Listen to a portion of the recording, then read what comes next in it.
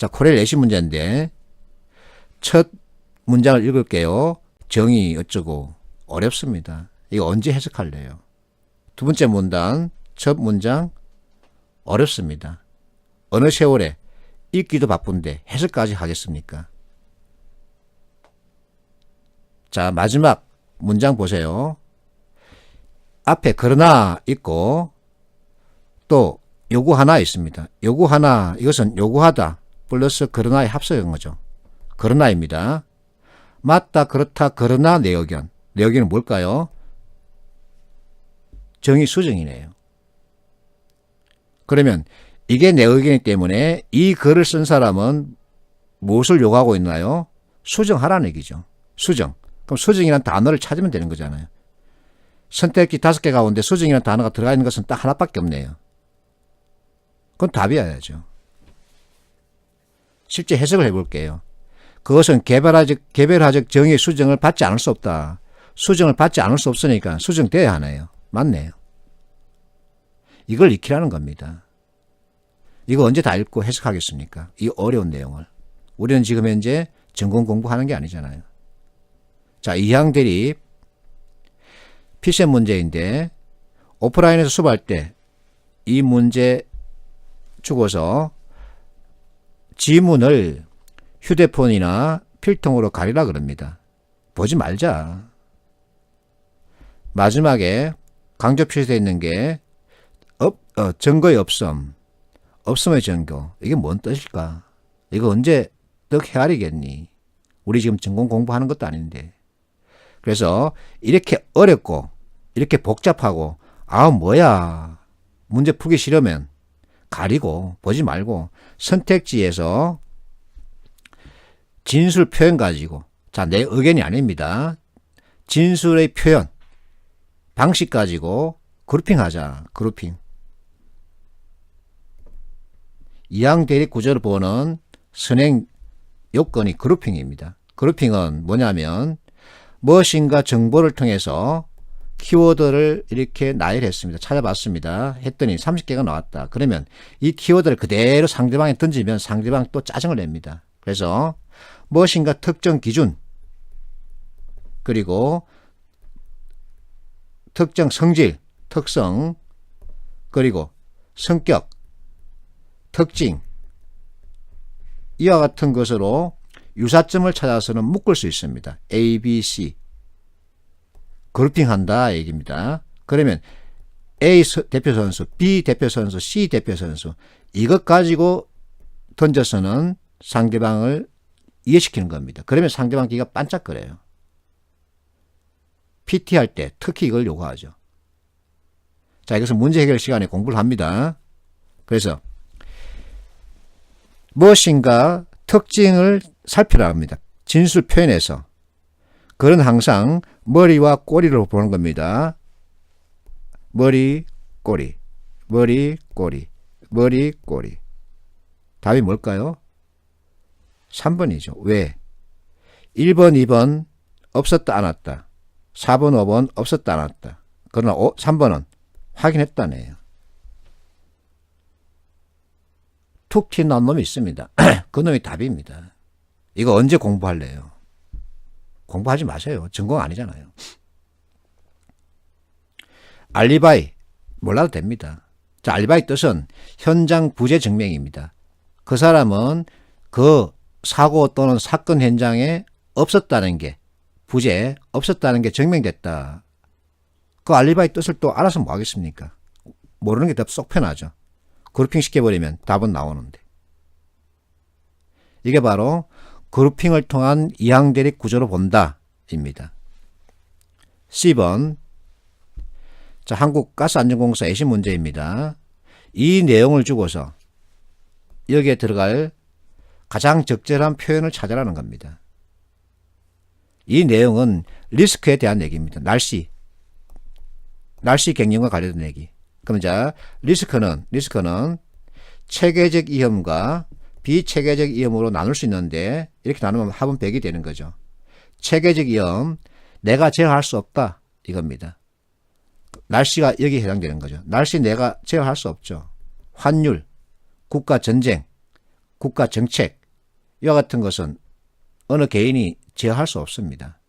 비체계적 위험은 분산을 통해서 위험을 최소화시키다 이겁니다.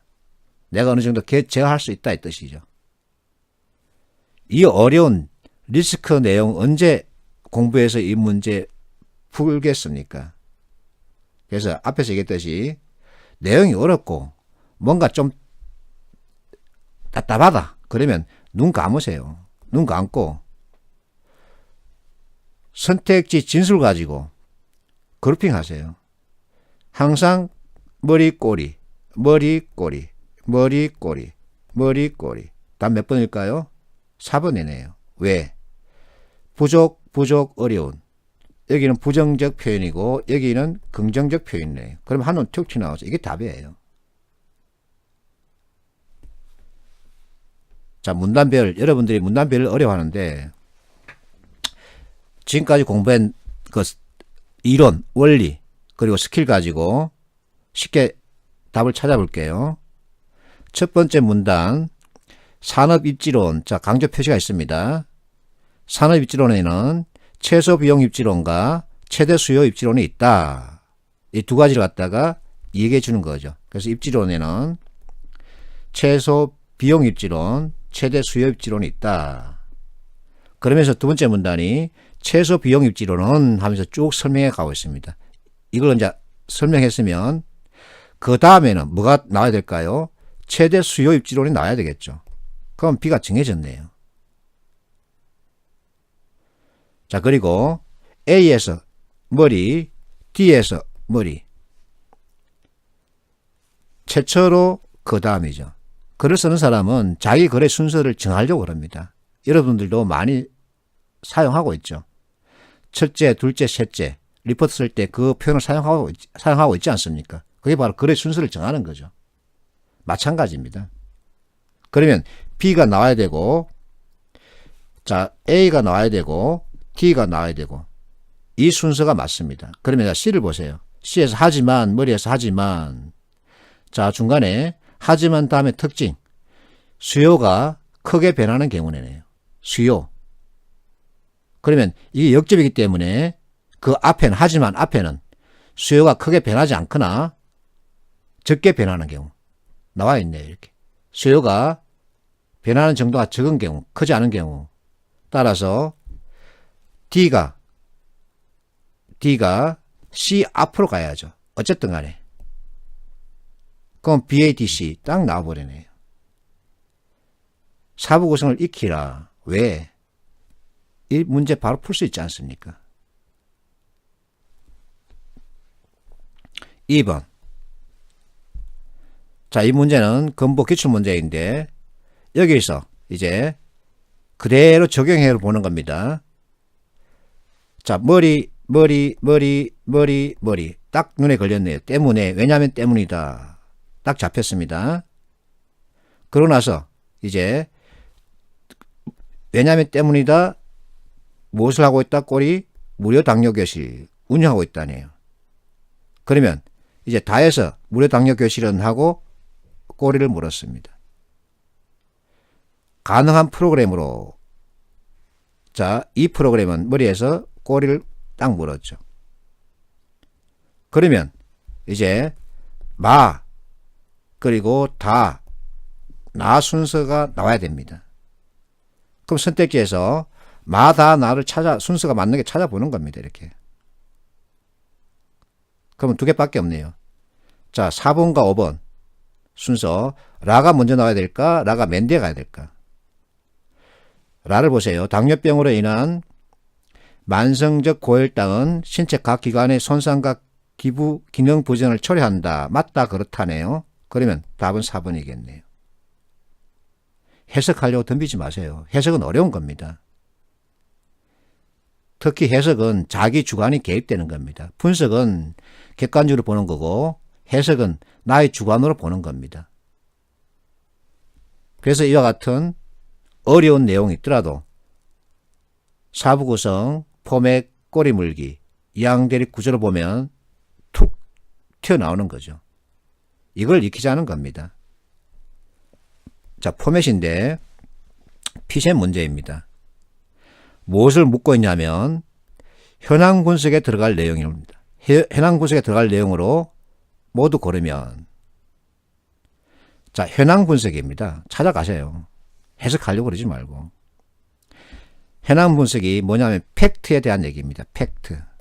이게 바로 why입니다.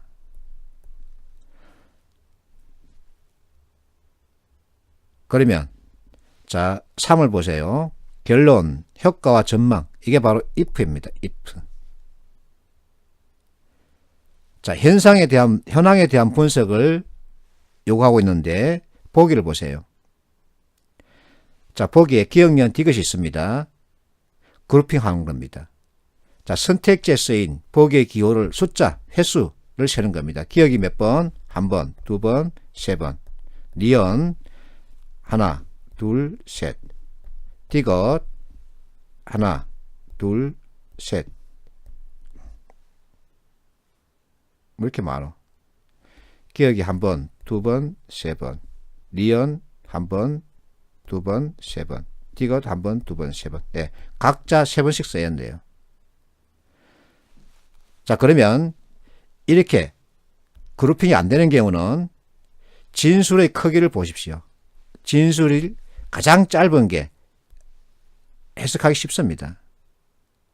여기서 기억에서 효과 전망된다. 효과네요. 전망. 그래서 효과는 결론에 해당되지 현황 분석에 해당되는 건 아니네요. 이것만 짚으면 되는 거죠.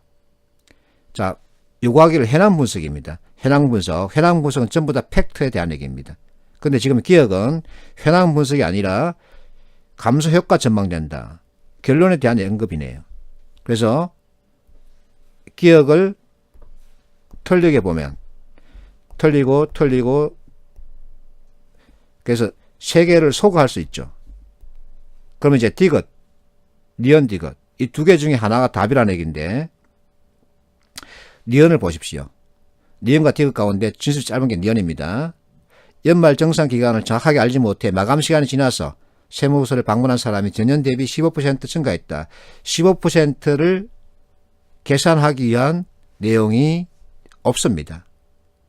해석하지 말고 계산하기 위한 내용이 없습니다. 15%를 도출하기 위한 근거가 되는 데이터가 없습니다. 그러면 니은 틀렸네요. 그럼 답은 몇 번? 이것이 2번이 돼야 되겠죠. 이것을 보라는 얘기입니다. 이것을. 자, G번은 문제 G번 수능 문제인데 여러분들 지금 현재 매3비를 많이 공부한다는 얘기를 듣고 있습니다. 그 책에 들어가 있는 내용입니다. 연재 계획 제1부 산업 현장이 흔들린다. 이게 팩트입니다. 팩트. 지금 눈앞에 나타나는 현상 팩트. 그래서 산업 인력이 부족하다. 이것은 원인, 문제점에 대한 얘기입니다. 문제일 시간에 문제일 영역 공부할 때 문제와 문제점을 공부합니다. 그러면 이제 어떻게 되느냐. 그래서 이것이 바로 what 플러스 how입니다. 애고의 인력 정체는 이렇다. 이것은 how의 사례에 해당되죠. 자, 이렇게 포맷 가지고 짚어버리면 2번을 보세요. F입니다. F. 우리나라의 기술 특허 출원 증가율이 감소하고 있다. 이것은 대책에 대한 얘기가 아니라 팩트에 대한 언급입니다. 그래서 이것의 위치는 제1부로 가야죠. 팩트, 같은 지금 현재 눈앞에 펼쳐지고 있는 현상에 대한 언급이기 때문에. 그래서 제2부가 아니라 제1부여야 되죠. 그럼 답은 나왔네요. 포맷으로 보는 겁니다. 자, 5번에서 연재 기사의 흐름, 논리적 흐름을 고려하여 3부와 4부의 순서를 바꾼다. 자, 무엇인가 예시를 가지고 이해시키는 게 빠를까요? 예시 없이 무엇인가 들이대면 그 이해가 빠를까요? 자꾸만 사람들이 예를 가지고 설명하라라는 얘기가 그 얘기입니다. 미국과 일본은 이렇게 한다. 그러니까 우리도 이렇게 하자. 이렇게 하면 상대방이 빨리 받아들입니다. 이해가 빠릅니다. 공부한 내용 그대로죠. 포맷 틀 가지고 봤습니다. 그랬더니 답은 툭 튀어나왔습니다. 그러면 10초 안 걸립니다. 자, H번 코레일레이션 문제입니다. 조사 목적 벌써 why죠. 과업 범위 벌써 what이죠. 표본 나와 있고 조사 대상 타깃이 나와 있으니까. 그러면 이것은 how죠. 그리고 기대 효과 if네요. 정확하게 포맷 틀에 맞춰서 지문이 구성되어 있습니다. 이거 언제 또 다 읽고 이해하느냐. 포맷 틀로 보는 건 좋은데 시간 걸리죠. 어렵다 그러면 넘어가십시오. 적합하지 않은 것을 묻고 있습니다. 선택지 진술의 표현 가지고 묶어보세요. 1번 당기, 2번 당일, 3번 당일, 4번 당일, 5번 당일. 그러면 답은 1번 해야 되겠네요. 왜? 2, 3, 4, 5번은 당일이란 조건인데 1번은 당기네요. 그럼 답은 1번입니다. 내가 만든 문제 아니잖아요. 자, 2번 문제는 온라인 설문조사 how 온라인 설문조사를 합니다. 근데 대면조사죠. 그래서 답은 2번이 되겠죠. 이렇게 하면은 10초, 3초, 5초 만에 답을 찾을 수 있습니다. 대신에 이론과 원리를 익히고 이해해야 됩니다. 그러고 나서 그룹핑이라든지 이항대 이와 같은 스킬로 답을 찾는 겁니다. 이론과 원리를 익히지 않고 답만 찾겠다 그러면 그것은 요행이죠. 요행은 바라서는 안 됩니다.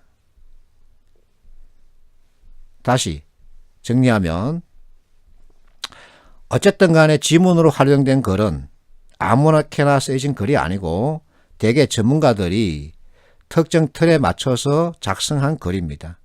그러면 상대방 의사, 지문 내용이죠. 체계적으로 조직하여 파악한다. 전문가들이 글을 쓸 때 동원한 틀 가지고 보면 되는 겁니다. 그러면 독해력은 자동 완성이죠. 나하셈은 이걸 얘기하는 겁니다. 이것을 익히면 10초 안에 답을 찾고 2번 풀고도 시간이 남습니다. 내가 하는 말이 아니라 실제 시험 문제 풀고 온 학생들의 반응이잖아요.